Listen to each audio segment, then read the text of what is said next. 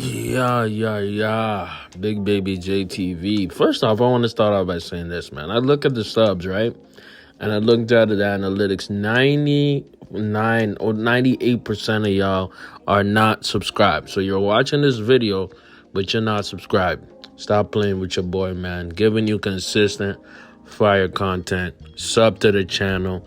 Show your boy some love. If you want to have the extra, more fire, uncensored content, it's on the Patreon. The link is in the description. But before you do that, sub to the channel. Let's get it. Okay? Appreciate those who subbed, by the way. Let's talk about Michael Irving, right? So Michael Irving, now let me make this perfectly clear. I'm not a fan of the Cowboys. I like Michael Irving a lot, though. As an analyst, as somebody who essentially is an entertainer, he's incredibly entertaining. Half of the reason I even really watch First Takes in the Mondays was because of Michael Irving, because he goes off. But what's interesting is that he didn't do the coverage of the Super Bowl after February, I think 6th or something like that, because he was suspended by the NFL Network. Right? Why was he suspended? Because apparently he met a woman in the lobby and said something or did something inappropriate. And that lady or woman, whatever, she went to her manager on the floor, or at least the manager of the Marriott hotel, right?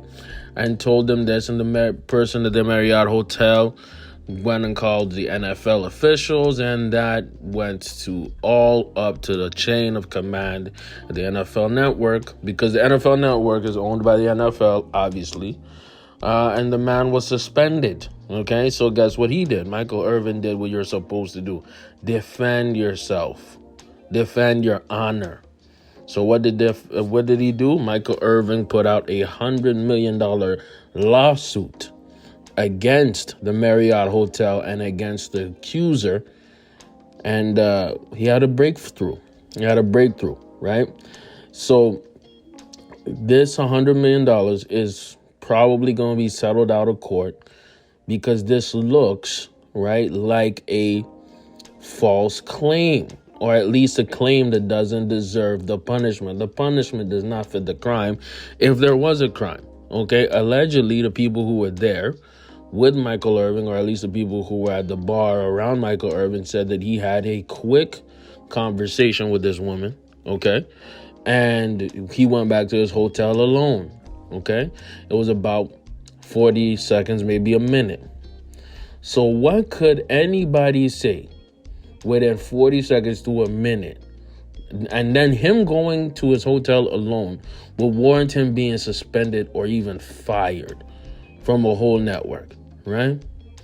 And what he's putting it on, his lawsuit is against the hotel, because it's the hotel who called his employer, right? And it's against also the accuser. And I love this. Why? Because, men, we have to defend ourselves and our integrity, bro. Yes, of course, if you do something and you say something inappropriate, okay, there should be appropriate punishment, right? But the punishment does not fit the crime. This reminds me of Ime Udoka, right? Ime Udoka, he got, of course, he was messing around at work, which is not right, which is, to most jobs, it's a fireable offense. Let's start off with that, right? But for him to be suspended from the Boston Celtics and nothing happened to the alleged victim, who wasn't a victim, she was a consenting grown adult who decided to have sex with him, right? And nothing happened to her. It's injustice. It's that hypocrisy. It's that racism. Now, I'm not going to go as far as to say that Michael Irvin's situation is racism. It could possibly be, you know what I mean?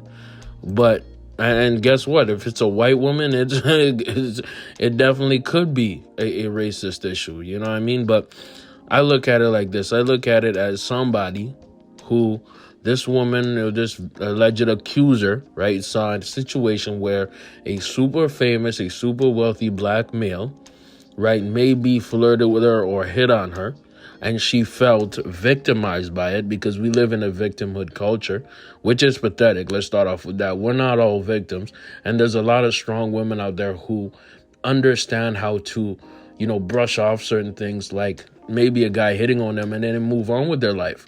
You know what I mean? They're not a perpetual victim. Anyway, this alleged victim went to the Marriott hotel manager, and then he took it all the way up the chain. And he, the manager, deserves to get fired, okay? Marriott deserves to give Michael Irving millions of dollars because he lost a lot of money not being able to work during the Super Bowl, which is the most viewed and most popular event. He probably lost a ton of earnings. And I like this.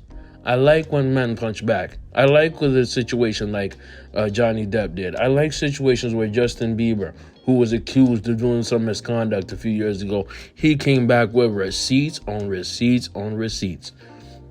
Man, hold your head, bro. If you're a man, have some proof, defend your name, and don't let people tarnish it, man.